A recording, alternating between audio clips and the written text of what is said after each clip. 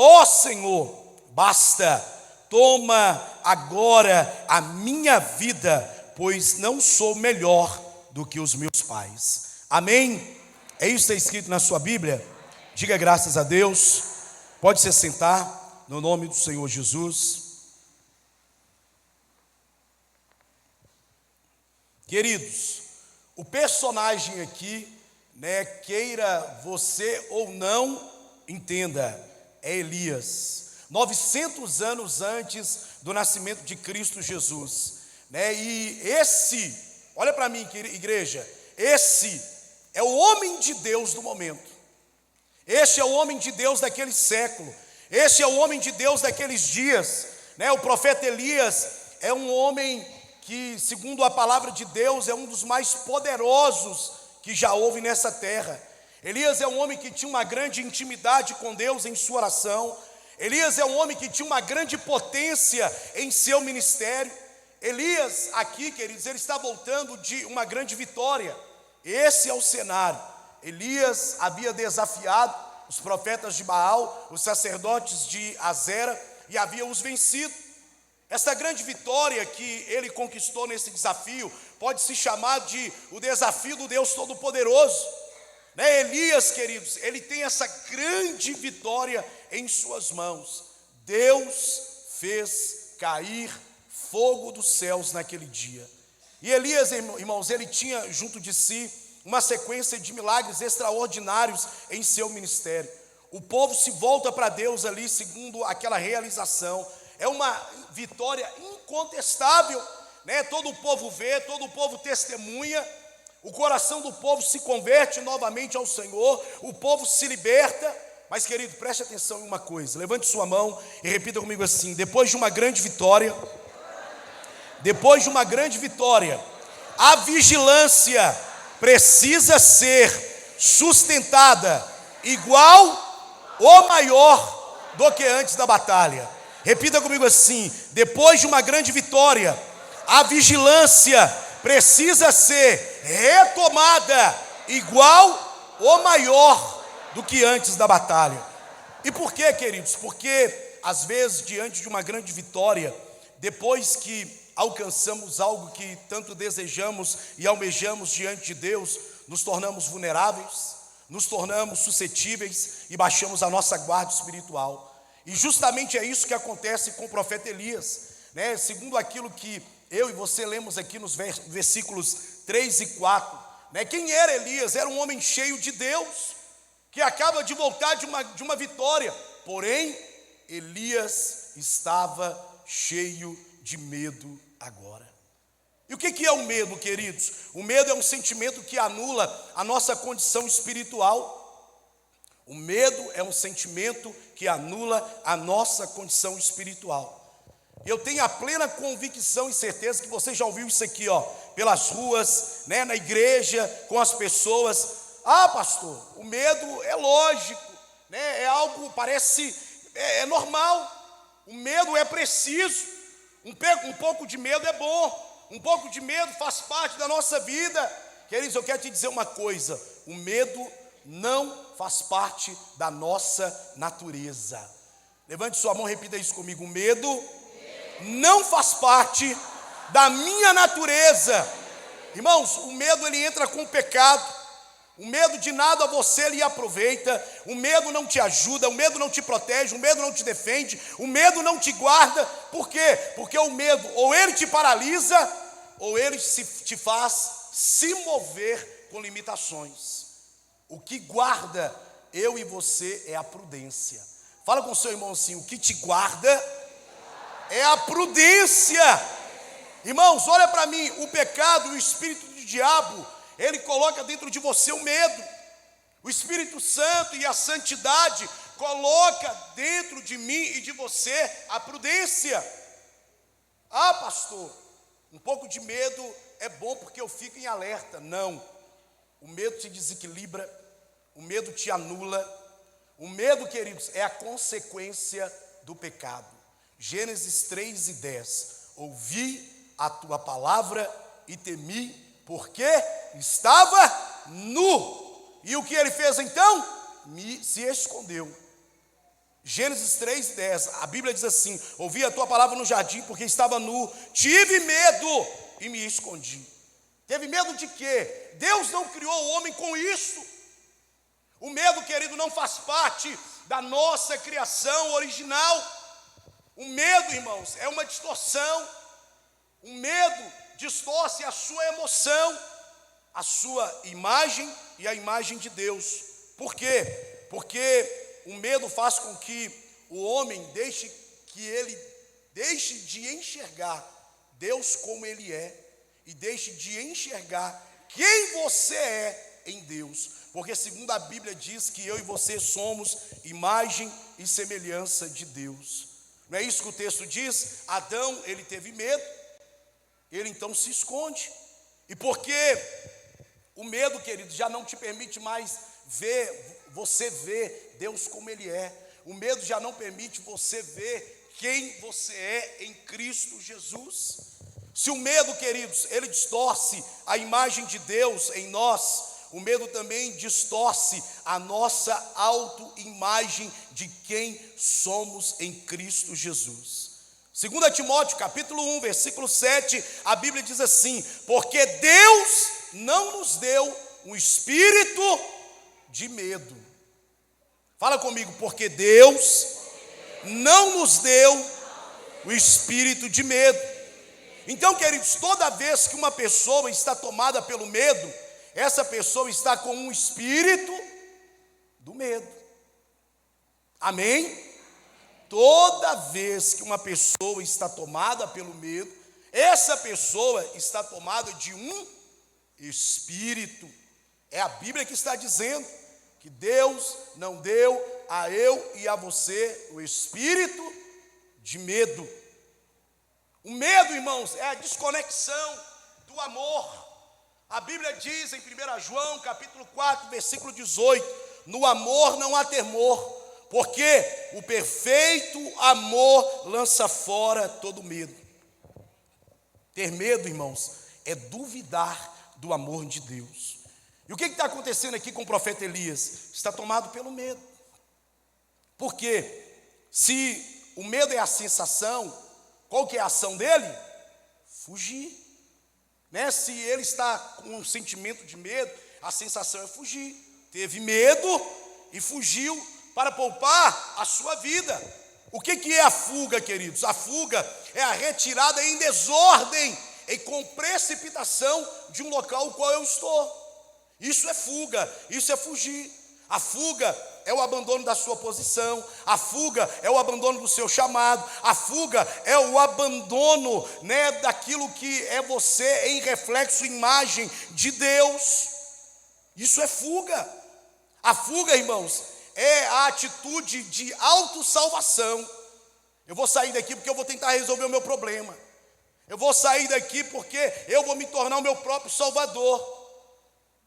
A fuga, irmãos, é ir para mais longe do propósito o qual Deus te criou. A fuga é a religiosidade.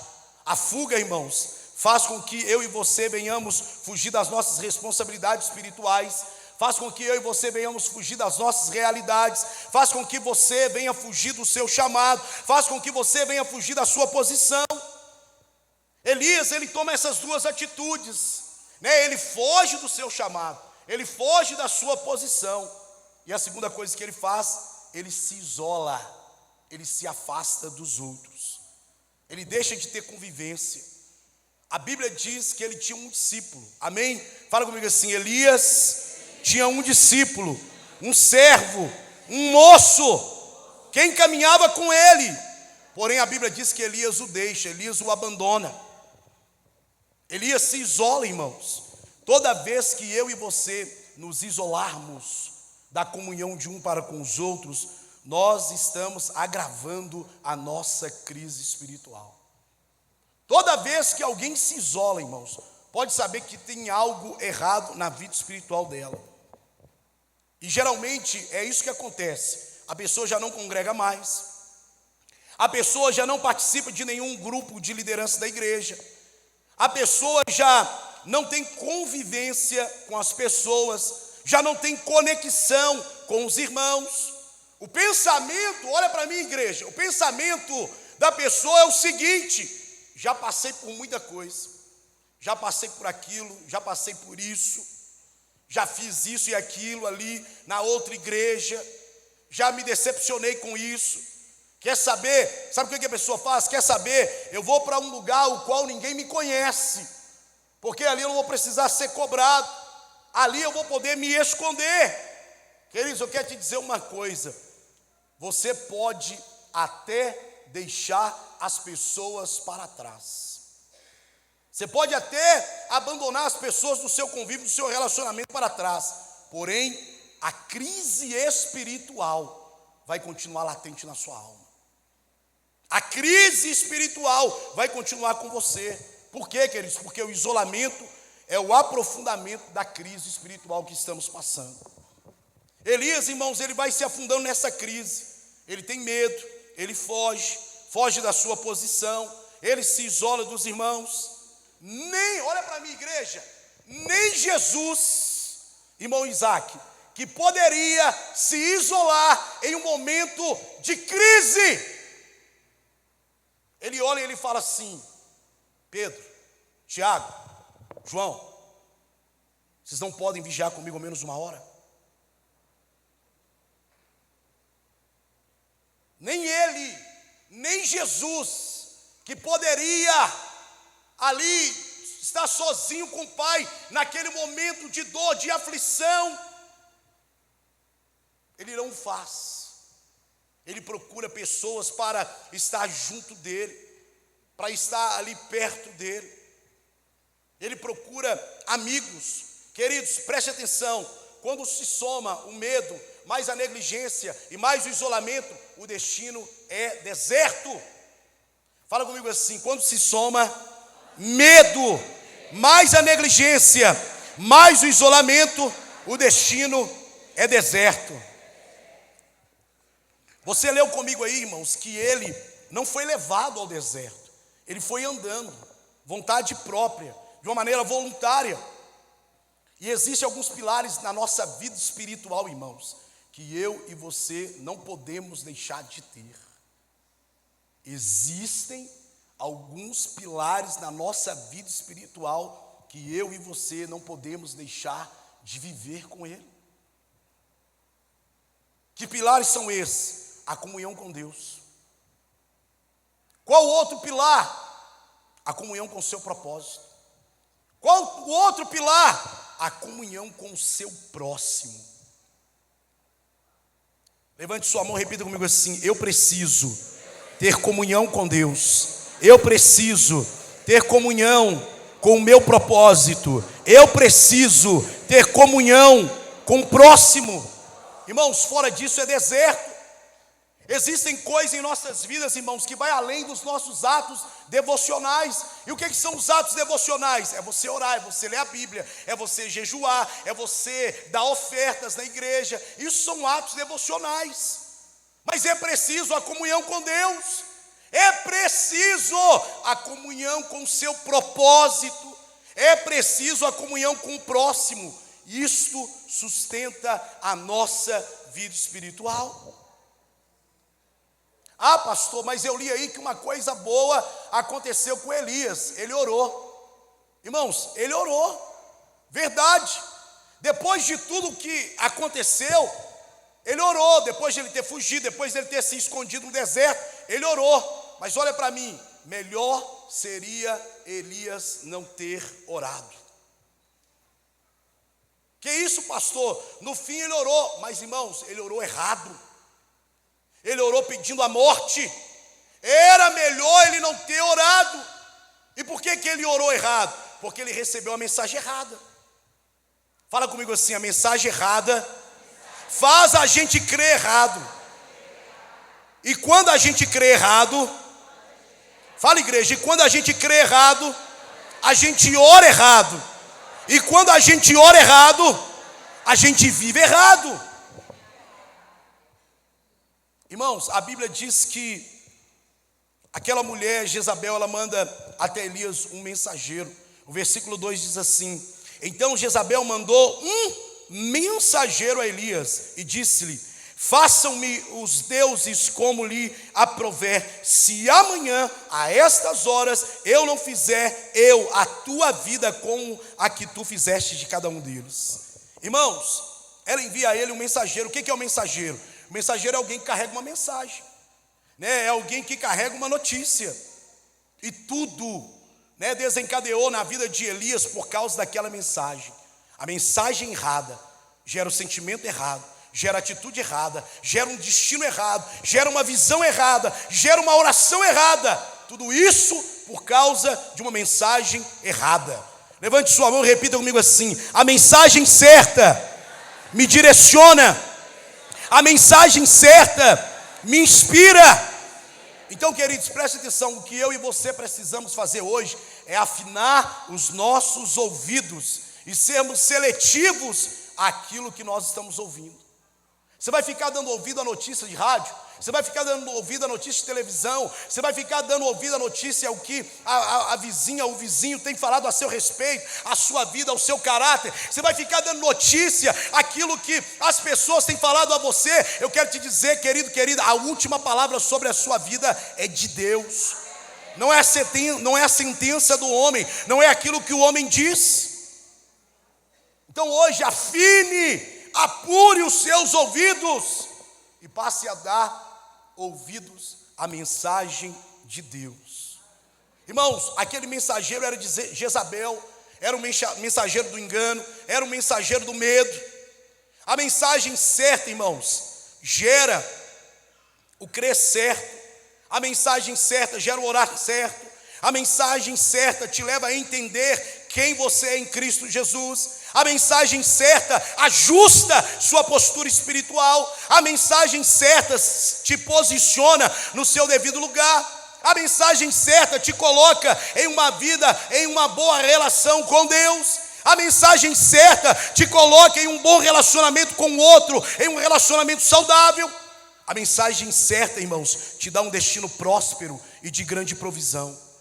Levante sua mão e repita comigo assim: a mensagem certa me dá identidade, me dá postura, me dá comunhão, me dá posicionamento, me dá relacionamento e me dá destino.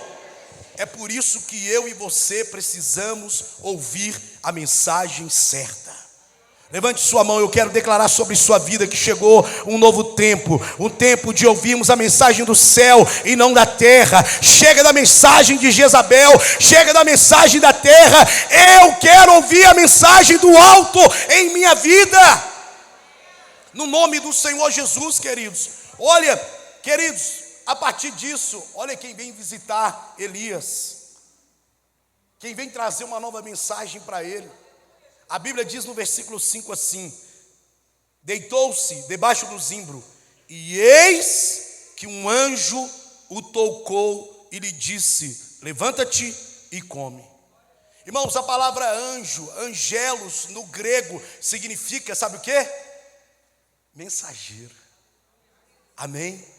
Irmãos, Deus queria recompor, restabelecer, restaurar, levantar Elias para que ele encontrasse com ele no Monte Horebe, pastor Elcio.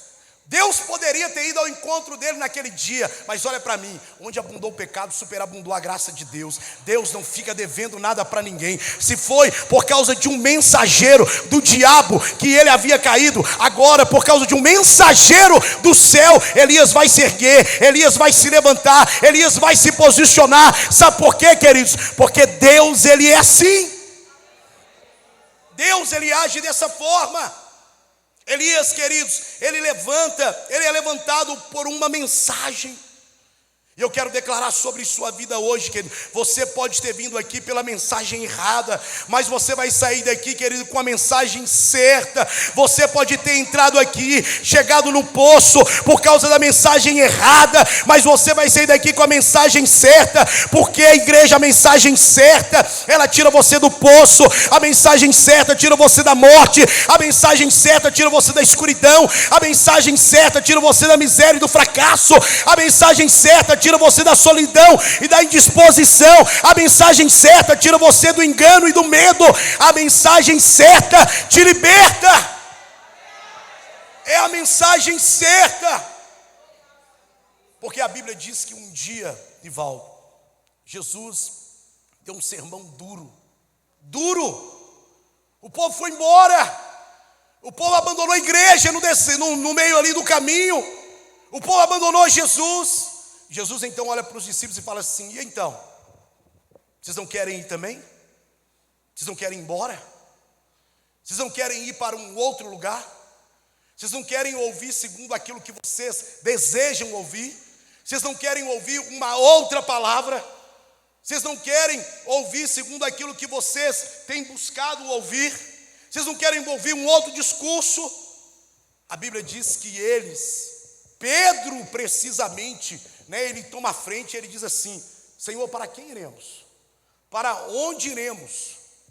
Pois só tu tens as palavras certas. Só tu tens a palavra de vida eterna, só tu tens a palavra de reconciliação, só tu tens a palavra de restauração, só tu tens a palavra de encorajamento. Querido, querida, por mais que você possa se levantar e abrir o seu Instagram, o seu Facebook e buscar ali uma palavra de autoajuda, uma palavra de uma recomendação de um coach, eu quero te dizer, você não vai achar em um outro lugar a palavra certa que possa te dar vida, senão na palavra de Deus. Só nessa palavra, aleluia, somente nessa palavra. Queridos, e como reconhecer, a mensagem certa? Como que eu reconheço que a mensagem que eu estou ouvindo é a mensagem certa? Olha a volta, olha o cenário, olha o que Elias está vivendo. A Bíblia diz que o anjo traz para ele o quê? Fala comigo assim: pão quente e água fresca. Vou até beber um pouquinho aqui. Fala comigo: pão quente. De novo. Irmãos, o nível da sua caminhada revela a sua alimentação. Se você come pouco, você vai andar pouco. Se você andar muito, você vai comer muito. A Bíblia diz que o anjo traz para ele ali pão quente e água fresca. E aonde Deus manda a sua palavra, queridos, sempre haverá pão quente e água fresca. Aonde Deus coloca a sua palavra, sempre haverá pão quente e água fresca. Por quê? Porque Deus trata com quente e Deus trata com frio, mas Ele não trata com morno. O que é quente, o que é frio. Olha os alimentos, irmãos. Por mais que tentem reinventar aí, reinventar, café frio é um fiasco. Café tem que ser quente, igual refrigerante, tem que ser gelado, irmãos. Você está entendendo? Amém? Irmãos, pior coisa que tem, a pessoa te dá uma sopa fria. Você quer tomar? O que é quente, fala comigo assim: o que é quente, e o que é frio. E aonde, irmãos, os alimentos cruzam ali do quente para o frio e do frio para o quente, é o morno, E o morno é onde as bactérias, aparecem para comprometer a sua saúde. O morno é onde os micro-organismos se desenvolvem. Por isso, Jesus ele disse assim: o que é quente, o que é frio, porque o que for morto eu vou vomitar da minha boca. Fala comigo assim: pão quente, água fresca. Pão quente, água fresca. Fala comigo assim: o ambiente, o cenário tem que ter refrigério e brasa. A brasa por quê? Para queimar dentro de nós, O pão ali, irmãos, ele era assado, não, ele era cozido, segundo aquilo que lemos. Porque o assado é de fora para dentro, o cozimento é de dentro para fora. E é o que Deus faz em minha vida e em sua vida. É o que Deus quer fazer em mim e em você. No nome do Senhor Jesus. Levanta a sua mão e repita comigo assim: a mensagem do alto tem pão quente e água fresca. Irmãos, Elias comeu, bebeu e deitou. Porém, queridos, olha, o problema está na reconstrução da mensagem que eu e você recebemos. Você já falou com alguém, irmãos, alguma coisa, e a pessoa distorceu tudo que você falou? Aí você procura o fulano, mas não foi bem isso que eu te disse, não foi bem isso que eu te falei. Já, irmãos? Já teve essa decepção? Quantas vezes, por causa de uma má interpretação, a pessoa ainda te compromete, a pessoa ainda te envolve em um problema que você não tinha. Então o problema está na reconstrução da mensagem que eu e você recebemos. Irmão, se você acha que o problema é para te derrotar, você vai ser derrotado, você vai sair derrotado. Eu estava ouvindo um pregador falando, irmãos, e ele fala de um incêndio que aconteceu em uma aldeia.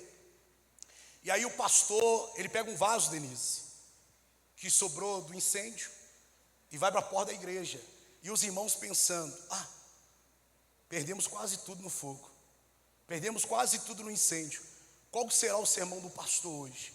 Aí o pastor está com um vaso na mão, ele olha e fala assim: queridos, irmãos, irmãs, sabe por que eu estou com esse vaso na mão aqui? Porque durante todo o incêndio, ele não foi destruído, sabe por quê? Porque ele já passou pelo fogo. O problema não vem para te jogar no chão, o problema não vem para te consumir, o problema não vem para te destruir, o problema vem para te fortalecer. O problema vem para te levantar, o problema vem para te encorajar. Sabe por quê, queridos? Quando você precisa de força e pede a Deus para te dar forças, Deus te dá dificuldades para você se tornar forte. Quando você precisa de sabedoria, Deus te dá problemas para que você possa resolvê-los. Quando você precisa de coragem, Deus te dá perigos para que você possa superá-los. Quando você precisa de amor, Deus te dá problemas para ajudar o próximo. O problema está na reconstrução da mensagem que eu e você recebemos. E a mensagem do céu, irmãos, ela é infinitamente mais poderosa do que a mensagem da terra. Bastou uma mensagem de Jezabel para destruir o profeta Elias, e Deus teve que reconstruir tudo à sua volta para que pudesse restabelecê-lo. Obrigado. Para que pudesse restabelecê-lo, para que pudesse reconstruir a sua história. A Bíblia diz que ele deitou e dormiu, e Deus sempre tem uma nova porção. Fala com o seu irmão assim: Deus sempre tem uma nova porção. Deus sempre tem uma nova porção. Fala com o seu irmão assim: volte na porção. Fala com o seu irmão assim: Deus tem 3 porções no domingo, 9 horas, 18 horas e 19h30. Deus tem uma porção na segunda, 19h30. Deus tem 3 porções na quarta-feira. Deus tem uma porção na sexta-feira. E novamente, Deus tem 3 porções no domingo. Volte sempre na nova porção, irmãos. Sempre. Versículo 7 e 9, a Bíblia diz assim: voltou a segunda vez o anjo e tocou e lhe disse: levanta-te e come, porque o caminho será muito longo. Levantou, pois, comeu e bebeu, e com a força daquela comida caminhou 40 dias e 40 noites até Horebe, o monte de Deus. Ali entrou numa caverna onde passou a noite, e eis que lhe veio a palavra do Senhor e lhe disse: Elias, o que fazes aqui? Irmãos, o anjo voltou, tocou nele e disse para que ele comesse. E logo após ele comer, o anjo agora fala de uma continuidade. Come, se fortalece, porque longo será o seu caminho. Longo será o seu caminho. Você ainda tem 11 meses pela frente nesse ano de 2023. Deus hoje vai te fortalecer com a força desse pão. Deus hoje vai te fortalecer com a força dessa água. Irmãos, ali agora, Deus está falando com ele de um recomeço. A mensagem que Elias havia recebido do mensageiro de Jezabel falava de um fim. Falava que a vida dele agora estava acabada. E agora o mensageiro de Deus fala com ele de recomeço. Levante sua mão e repita comigo assim: palavra sobre palavra, até que volte tudo para o seu propósito. Queridos, Se você quer viver o clímax espiritual com Deus, palavra sobre palavra. Se você quer voltar a ter experiências que você tinha quando você vivia o primeiro amor com Deus, palavra sobre palavra, culto após culto, palavra sobre palavra, e tudo vai voltar a fluir. E tudo vai voltar a fluir, irmãos. Ele vai até Horebe, não está tudo resolvido. Elias tem as suas crises, tem as suas queixas, mas ele já está melhor. Ele tem ali os seus problemas, mas ele já está melhor. Queridos, não é somente hoje, é dia a dia, culto a culto, palavra sobre palavra. Não é nada mágico. Eu vou na igreja hoje e acabou os meus problemas. Não é nada mágico. Palavra sobre palavra. Você não vai sair daqui hoje, queridos, com tudo resolvido. Mas você vai sair daqui com um destino melhor, com um destino certo. Preste atenção, quando eu era menino, eu achava que um culto só, Gessé, iria resolver tudo. Ali naquele culto, eu tentava espremer tudo que eu queria passar. Porque aquele culto tinha que resolver. Eu ficava desesperado. Por quê? Porque achava como menino, pensava como menino, sentia como menino, falava como menino, agia como menino. Mas, queridos, hoje eu entendo que não resolve. E eu gostaria que você entendesse isso. Não é somente hoje, é palavra sobre palavra. É dia a dia, é paulatinamente. Hoje, querido, você vai sair daqui com uma nova visão, com um ânimo corrigido, com expectativas corrigidas. Nem tudo na vida de Elias havia resolvido, mas ele já havia saído do deserto. Nem tudo, queridos, estava certo, mas ele já tinha uma nova atitude. Ele já havia melhorado. Nem tudo estava resolvido, nem tudo estava certo, mas em outras palavras dentro dele já ia ecoando. Ele já tinha uma nova expectativa. E eu quero te dizer, queridos, que essa palavra de hoje não resolve tudo, mas você vai sair daqui melhor do que chegou. Você vai sair daqui melhor do que chegou. E para concluirmos aqui, queridos, olha, você precisa tomar 3 atitudes. Repita comigo assim: eu preciso tomar 3 atitudes em minha vida. Repita comigo: o primeiro, eu preciso voltar à posição de antes do medo. Queridos, você sabe aonde Deus te pôs? Você sabe aonde Deus te colocou? Você sabe para que Deus te chamou? Levante sua mão, repita comigo assim: restauração da minha posição. Eu preciso lembrar quem eu sou e o porquê e para que Deus me chamou. Segundo, fala com o seu irmão assim: você precisa melhorar a sua atitude. Irmãos, para com essa lamentação, para com esse discurso de autocomiseração, para com essa palavra depreciativa que vai te consumindo a cada dia. Deus chamou a eu e a você para vivermos a vontade dele nessa terra. Levante sua mão, repita comigo assim: terceiro, Deus me trouxe aqui para ouvir a palavra certa. Queridos, sabe por que Elias se isolou? Ele se isolou porque ele não queria mais ouvir. E o Espírito Santo de Deus hoje te trouxe aqui para te colocar diante deste texto, para que você possa ouvir o novo de Deus e se restaurar. O Espírito Santo de Deus te trouxe aqui, queridos, para que você possa receber na sua vida aquilo que Deus tem para você, na sua vida emocional, na sua vida espiritual e na sua vida física. Abra comigo a sua Bíblia no livro de Tiago, capítulo 5, versículo 17. E enquanto você abre a sua Bíblia, eu gostaria de chamar todo o diaconato, gostaria de chamar o coral aqui diante do altar, no nome do Senhor Jesus.